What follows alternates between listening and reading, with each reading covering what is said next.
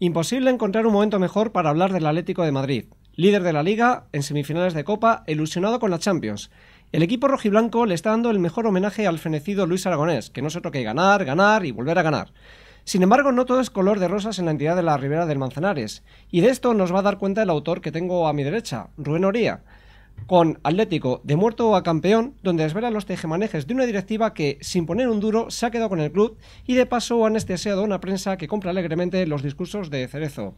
Rubén Oría, muy buenos días y bueno, bienvenido a Periodista Digital. Buenos días, encantado de estar aquí con vosotros y nada, un placer poder estar aquí en Periodista Digital y atender para hacer esta entrevista sobre el libro.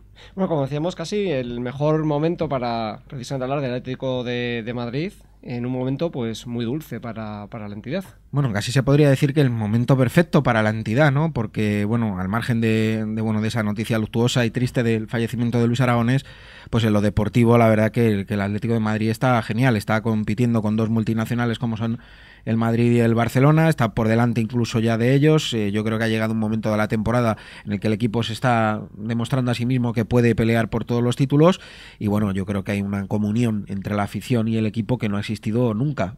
Ahora mismo hay un ídolo total en el Vicente Calderón, que es el Cholo Simeone, que ha puesto a todos los atléticos en fila de uno, o sea que el momento espectacular del Atleti. Y evidentemente no, el discurso este del partido a partido ya, por lo menos en lo que respecta a la Liga, está claro que ya se ha quedado viejo y que incluso hasta el propio Simeone ya venía a decir en rueda de prensa que si hay una competición que casi es la que más le interesa al equipo es la Liga. Bueno, es que, vamos a ver, lo de partido a partido a mí me parece bien y me parece, de hecho incluso creo que es la receta a seguir porque no creo que el partido a partido quiera decir que no piensan en nada más, sino que partido a partido quiere decir que si cada partido te lo tomas como una final, probablemente llegues lejos y yo creo que eso es lo que tiene que hacer el Atlético de Madrid. A lo largo de toda la temporada hemos visto los mismos vaticinios de siempre, ¿no? De la prensa, de los profetas digamos, de lo cotidiano, que es algo sencillo. Decían que el Atlético de Madrid en noviembre se caería, luego que se iba a caer en diciembre, luego que en enero. Bueno, la verdad es que estamos en febrero y el Atlético de Madrid está arriba. Yo creo que habría que dejarse de teorías y aplicar un poquito lo de Simeone, que no le gusta a la gente, pero es la realidad, partido a partido. Lo reflejas muy bien quizá en una frase. Esto es, cuando el Atlético de Madrid tira un dado, si le sale 1, 2, 3, 4, 5, pues no se habla de él. Y si le toca un 6, o sea, cuando consigue los grandes éxitos, pues nada, hay que volver a tirar el dado, porque hombre, esto de hablar de Atlético de Madrid, sobre todo bien y darle grandes portadas, pues como que no vende, ¿no? Bueno, yo de hecho, fíjate que he tenido muchas discusiones entre colegas, entre compañeros de profesión, pero eso es lo que creo. Yo creo que el Atlético de Madrid nunca ha vendido entre comillas, y que aquí todo el mundo vivimos en un país que está, yo creo que un poco harto ya de lo que es esta dualidad, ¿no? Entre el Real Madrid y el Fútbol Club Barcelona, que copan todas las portadas, todos los minutos en los informativos de televisión, todas las tertulias, y bueno, el Atlético de Madrid se ha colado ahí de rondón, y yo creo que los periódicos, las televisiones, empiezan a ser ahora un poquito justos con el Atlético de Madrid. Yo creo que no pasa nada en este país porque haya un tercer equipo, porque haya 4 equipos, 5 equipos. Creo que en ese sentido la prensa tiene que ser un poquito aperturista y darse cuenta no solamente que hay que hablar del Atlético de Madrid cuando está en buen momento, sino que hay que hablar también de otros equipos, de un Sevilla, de un Valencia. Yo creo que al final hemos cometido un error de base, los periodistas, en pensar que solamente interesan el Madrid y el Barcelona, y eso es un error. También llegas a decir que bueno, que hay... Era tal, digamos, un poco el desprecio que había en el Atlético de Madrid, y hablamos de prensa escrita. Decía, sí, es que muchas veces la información del Atlético de Madrid ocupa muchísimo menos espacio que las tazas donde viene la cara de Kaká, o la cubertería donde es pues la cara de Casillas, o la vajilla oficial del Real Madrid. Bueno, de hecho no lo digo yo, es un dato que se puede comprobar en la prensa. Por ejemplo, hablábamos no de este año, donde yo creo que sí que se están haciendo las cosas bien, o creo que nadie puede tener queja del trato mediático que sufre el Atlético de Madrid, pero el año pasado, por ejemplo, podíamos ver tranquilamente cómo cualquier tipo de promoción oficial del Real Madrid ocupaba el doble de espacio de lo que se dedicaba al Atlético de Madrid. Alguien dirá, bueno, pues en Barcelona es igual con el Barcelona y el Español, ya, pero es que, por desgracia para el Español no ha ganado 9 ligas y 10 copas. El Atlético de Madrid sí, por desgracia para el Español, el Atlético de Madrid es un grande de Europa. Quiero decir, yo entiendo que hay una diferencia mediática entre el Real Madrid y el Atlético, pero tan salvaje es imposible que la haya, no puede haberla. Lo que también, bueno, pues es evidente, el libro, el título lo dices, de muerto a campeón. Es casi lo que ha hecho Simeone es un verdadero milagro, porque si nos referimos a las primeras páginas del libro, en cualquier club, yo creo que cualquier club en esta situación que tú explicas hubiese desaparecido. Bueno, de hecho, la verdad es que, Juan, yo sinceramente lo que creo que es un milagro es que el Atlético de Madrid no haya desaparecido, porque viendo la crisis institucional bestial que había, viendo no solamente las irregularidades que se cometieron, que probaron los juzgados de los todavía dueños del Atlético de Madrid, sí que creo una cosa: el Atlético es un milagro. Es un milagro el día a día del Atlético. Que el Atlético siga funcionando es un milagro, con todo el dinero que debe y con toda la deuda brutal que amasa ese club. Pero que además de la nada llegara un entrenador al que los propietarios pusieron como paraguas, como escudo para protegerse, y que resulta que ese paraguas y ese escudo haya sido un ídolo máximo, que haya sido reconocido por todo el estadio y que los jugadores hayan conectado también con él, que poco a poco haya hecho de la nada un equipo campeón. Me parece sorprendente. Yo insisto, yo creo que el Cholo Simeone haría muy bien en ponerse en las manos de George Lucas o de algún guionista bueno de Hollywood para que hiciera una película de esto, porque yo reconozco o creo recordar pocos casos tan idílicos como el del Cholo Simeone con el Atlético de Madrid. El Atlético de Madrid, quiero recordar que cuando llegó el Cholo estaba a 3 puntos del descenso. Correcto. Y ahora mismo estás hablando de un equipo que ha ganado 3 títulos en año y medio y que está vivo en 3 competiciones y que probablemente por cálculo estadístico algún título creo que puede caer este año, sí. Nos vamos a volver ahora un poquito hacia el pasado, bueno, pues principios de los años 90, bueno, finales, mejor dicho, de los años 80, cuando llega Jesús Gil, gana unas elecciones y ahí empieza la deriva del Atlético de Madrid. De hecho, hay una frase muy, muy, muy significativa que le dicen: guarden ustedes estas urnas porque en este club no se van a volver a utilizar, no va a volver a haber elecciones. Bueno, la verdad que me gusta hablar de este tema, sobre todo ahora que el Atlético de Madrid va tan bien, porque la gente siempre suelen decir Gilmarín y Cerezo, no, la gente solamente critica nuestra gestión cuando el Atlético de Madrid va muy mal. Pues no, miren, señores Gil y Cerezo, ahora que el Atlético de Madrid va muy bien, hay que decirlo igual.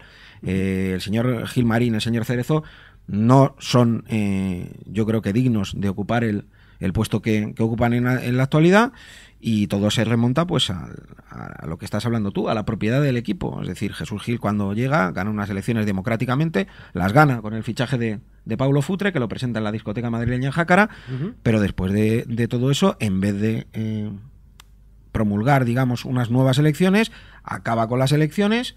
No se producen esas elecciones, decide hacer el club Sociedad Anónima Deportiva, y todo el mundo sabe, porque está aprobado en los juzgados, y si hay alguien desinformado pues se le cuenta, no pusieron el dinero como probó el Tribunal Supremo, y hubo un delito de apropiación indebida. Alguien dirá, bueno, ¿y entonces por qué Gil y Cerezo no fueron a la cárcel? Pues porque el delito prescribió, porque con el paso de los años prescribió, pero eso no quiere decir que el delito no se cometiera. O sea, el juez probó que ese delito se había cometido. Lo que pasa es que la pena de ese delito prescribió porque ya habían pasado esos años y por eso no tuvieron que ir a la cárcel. Pero no deja de ser curioso, a día de hoy, que sigan en el club las mismas personas que no pusieron un duro para hacerse con él. Como lo denominas en el libro, es la pareja, el dúo de delincuentes ya prescritos, claro. Sí, no, pero sí, es que mucha gente se ofende, y yo, de verdad que no es una cuestión de ofender a Gilmarín, a Cerezo, ni a nadie de estas personas, todo lo contrario. Si yo no tengo, la gente no se lo cree, yo no tengo nada personal contra ellos. Lo único que ocurre es que aquí hay un tema entre comillas profesional. Aquí hay un tema de que cómo se hicieron con el Atlético de Madrid es el mayor escándalo de la historia del fútbol.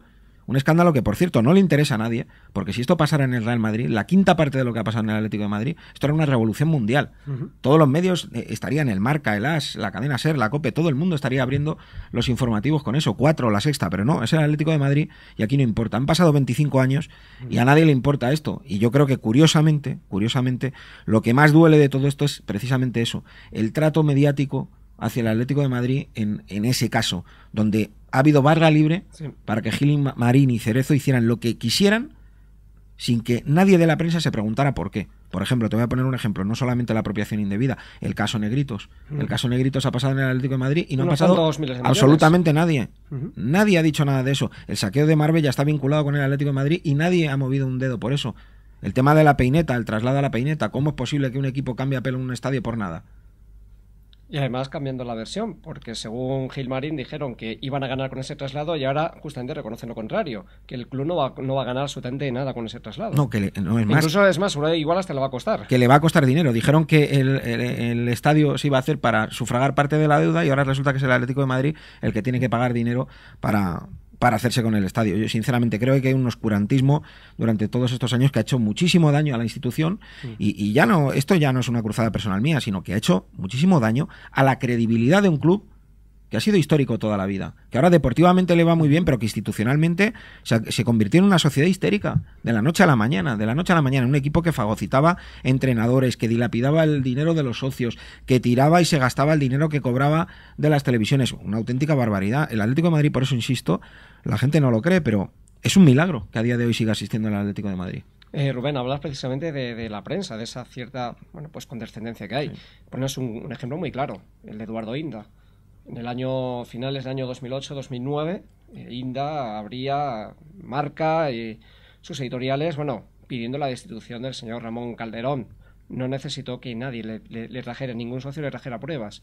En el año 2011, este mismo señor, Eduardo Inda, el que aboga por la pureza del fútbol, una editorial dice, no, serán los socios los que a mí me tengan que traer pruebas que demuestren que Gilmarín y Cerezo se lo están llevando crudo en el Atlético de Madrid.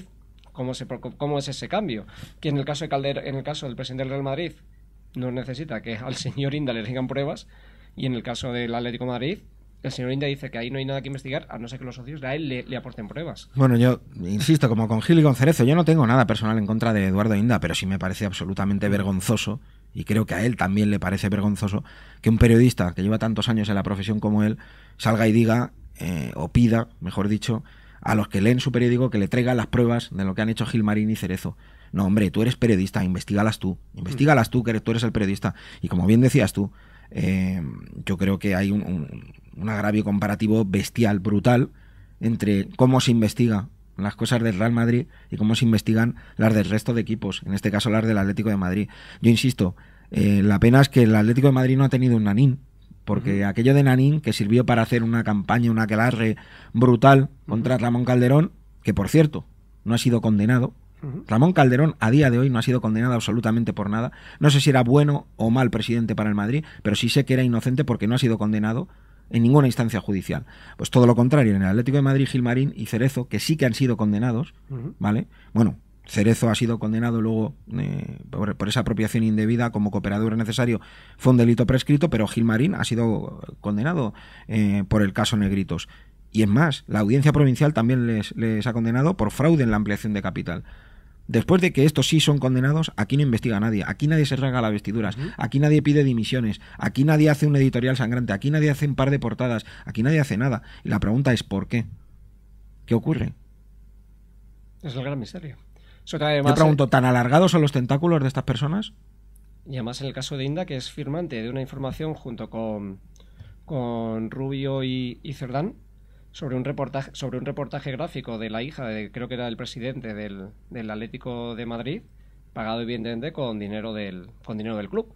A mí lo que me parece sorprendente es que, y ya no me olvido de Inda, porque además no periodísticamente no me merece la pena. Yo entiendo que Eduardo Inda ha hecho o está haciendo una labor magnífica a la hora de hacer periodismo de investigación en otras esferas, pero a mí, sinceramente, en la deportiva me ha parecido un absoluto dislate e, insisto, vergonzoso el agravio que establece entre el Real Madrid, el Atlético de Madrid y todo esto. Pero me olvido de Inda, hablo de la prensa en general.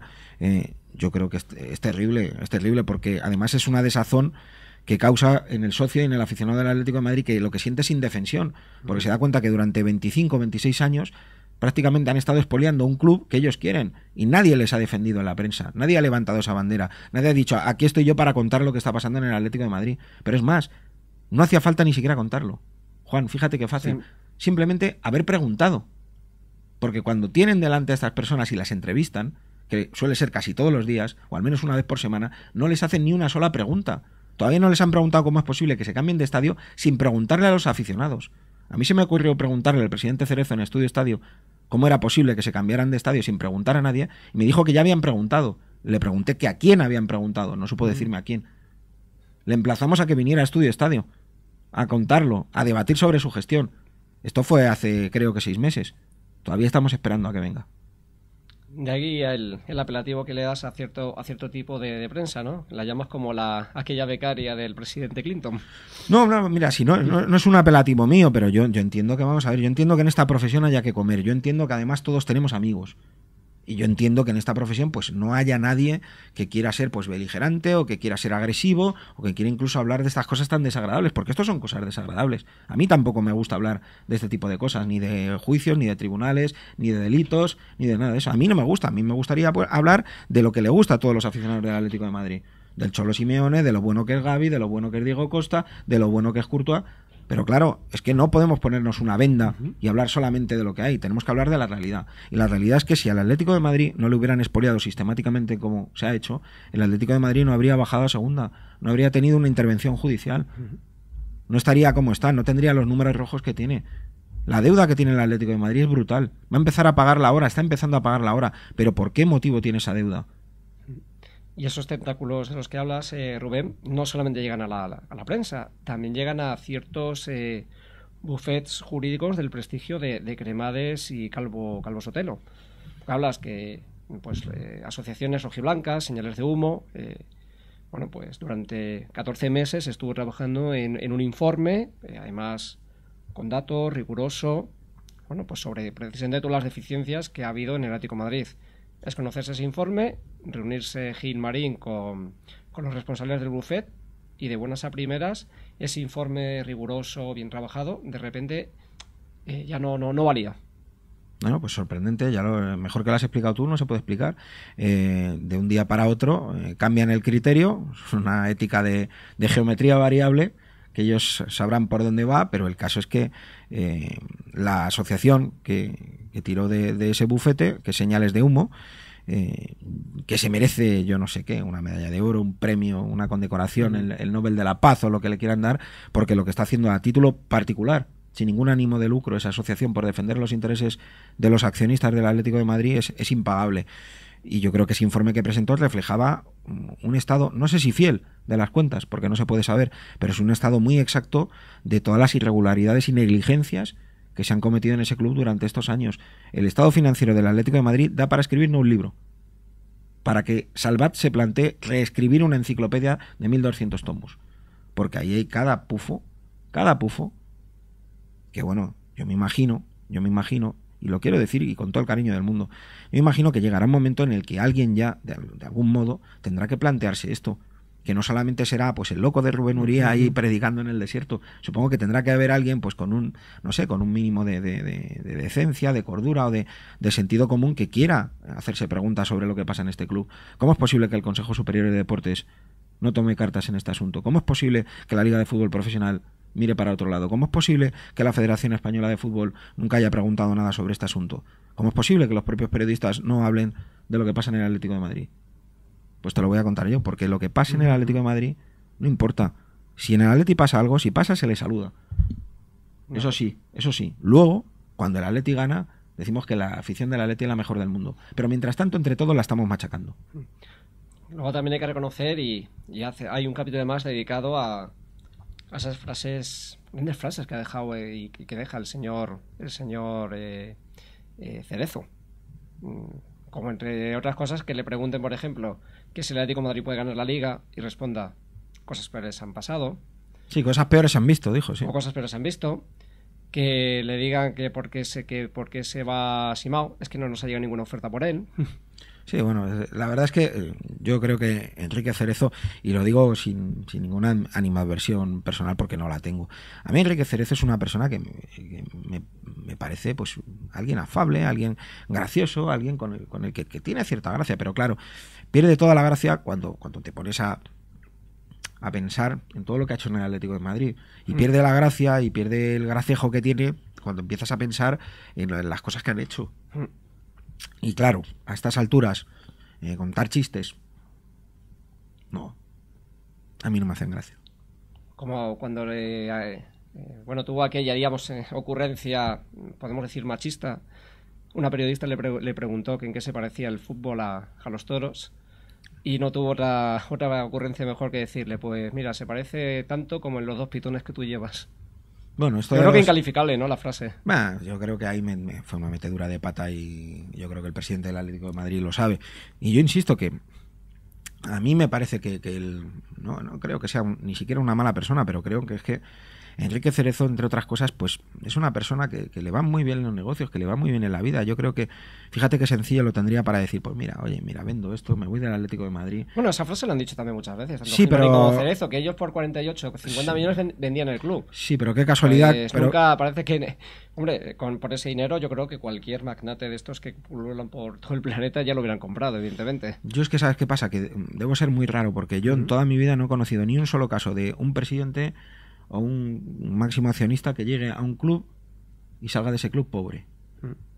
Yo nunca lo he conocido. Yo siempre he conocido presidentes que han llegado con dinero a los clubes y cuando estaban en el club tenían más dinero de cuando entraron.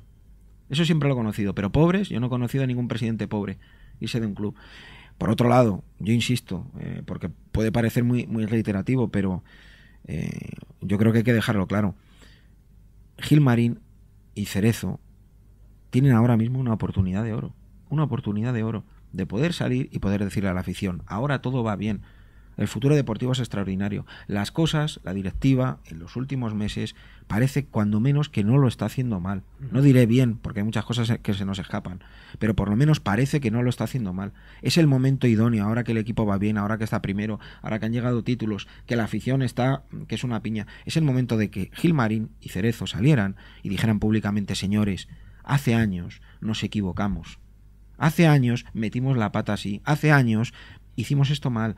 Pedimos perdón.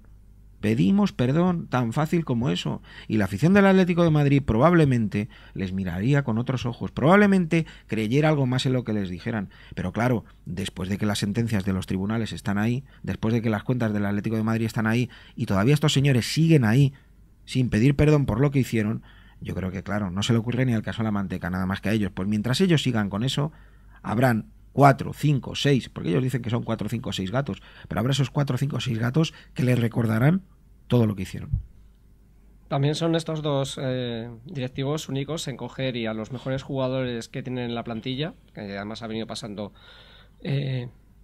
tradicionalmente en los últimos años, bajarles la cláusula de rescisión, e incluso a un jugador que tú sabes que ya no va a contar, no va a estar en la plantilla, porque además el propio jugador ha declarado que no quiere seguir, tenerlo todavía en nómina y que juegue una Copa América a riesgo de que se lesione y que encima te tengas que comer los 45 millones que te iban a dar por ese jugador. No, es lo que te digo, la estrategia de venta del Atlético de Madrid en los últimos años da pues eso, pues antes hablamos de la enciclopedia Salvat, pues ahora podríamos sacar el tomo enciclopédico Larousse. O sea, vamos a ver, los fichajes y la compraventa que ha tenido el Atlético de Madrid en los últimos años es terrible, es casi, pues se ha casi convertido, en vez de un club, es una agencia de compraventa de jugadores, donde pesan muchísimo más los intereses de los agentes, en este caso de los jugadores, que del propio Atlético de Madrid. Durante muchísimos años los aficionados del Atlético de Madrid han tenido la sospecha, la gran duda de que si no había comisiones no había fichaje. Y entonces eso es lo que te hablaba antes, de la credibilidad de Gilmarín y de Cerezo. Siempre va a estar en el alero hasta que no den explicaciones y pidan perdón por lo que hicieron. Entonces la gente no se fía, y en materia de fichajes menos. Y para que vean que no todo es negativo, a mí por ejemplo sí me parece muy interesante la última gestión que ha hecho la directiva, que es el primer fichaje que privada y públicamente ha pedido Simeone por activa y por pasiva, que era Diego Rivas. Y lo único raro que parece que han hecho caso, además. Al final de toda la película, fíjate si mandará a Simeone, que han tenido que plegarse a Simeone y decir, bueno, aquí está Diego Rivas, y por lo menos pues eso habrá que reconocérselo, pero insisto, es una mota en el océano de todas las barbaridades y de todas las negligencias que han cometido. Que esto está bien, pero que insisto, ¿qué les costaría ahora salir y decir, señores, pedimos perdón por lo que hemos hecho? Devolvemos el club al estado en el que estaba cuando nosotros llegamos. Aquí paz y después gloria. La gente, yo estoy convencido que la gente les perdonaría. Pero ¿por qué no lo hacen? Y en ese estado de cosas, en ese estado de la situación que la directiva está dejando el equipo, al menos institucionalmente, alguien como el tristemente desaparecido Luis Aragonés, me imagino que él no hubiese durado, él no hubiese esperado que lo hubieran echado, ¿no? Él hubiese cogido puerta directamente, ¿no? Bueno, conociendo cómo era de sabio, ¿no? Eso que no le gustaban las injerencias y que le tocasen la plantilla. Hombre, por supuesto, pero vamos a ver, es que Luis yo creo que va aparte de todo esto. Luis es la historia de Luis es un diario íntimo del Atlético de Madrid. de lo que significa el club, de sus esencias, de sus entrañas, de sus sufrimientos y de sus títulos. Yo creo que Luis siempre ha sido un líder natural en ese sentido. Entonces, un líder natural no está, no va con componendas, no va con agentes de jugadores, no va con comisiones, no va con retoques en la plantilla, no va con ventas a mitad de temporada. A Luis no le gustaba ese tipo de cosas ni ese tipo de órdenes, y mucho menos que le trataran con el desprecio con el que Jesús Gil, padre que en paz descanse, trataba a los entrenadores. Recuerda, si no, o que recuerde a la gente el famoso caso de que Gil se enfrentó con Luis y Luis llegó a coger de las solapas a Jesús Gil. O sea que con eso te lo digo todo. Luis tenía un temperamento muy fuerte, y allá donde esté lo seguirá teniendo porque era el genio y figura del Atlético de Madrid. Quizá el mejor homenaje que se podría hacer ahora a Luis Aragonés, aprovechando pues este momento ya de mudanza. En 2-3 años se supone que el Atlético de Madrid, si las obras no se retrasan, estaría jugando en la Pineta.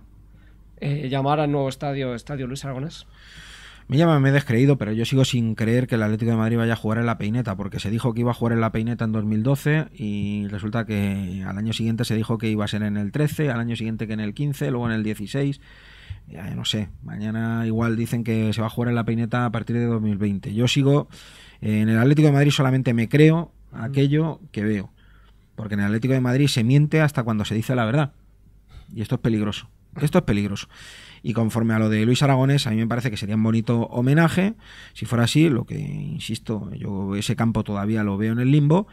Y lo que me parece todavía un poquito más triste es que al presidente del Atlético de Madrid, creo recordar que en la cadena COPE le han preguntado acerca de si le pondría el nombre de Luis Aragonés al estadio, y ha dicho que bueno, que el estadio tendría el nombre de un patrocinador. Ganas el dinero sobre el corazón, evidentemente. Eso es lo que hay.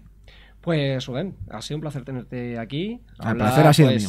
Largo y tendido del Atlético de Madrid, de lo que ha sido la directiva y bueno, de lo que le depara el futuro, que parece muy brillante. Y a ustedes, pues muchísimas gracias por habernos seguido.